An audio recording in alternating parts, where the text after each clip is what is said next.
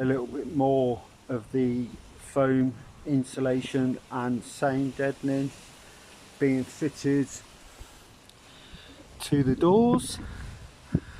Started the foam insulation and soundproof deadening on the roof, but now run out of polystyrene insulation.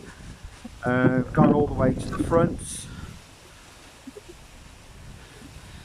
except for just there, and that's where the max air fan will be going probably later on next week or by next weekends.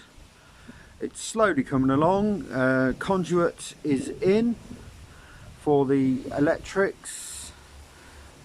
Just got to run the cables through and then start on the electrics, then vapor barrier. Thank you for looking at my videos.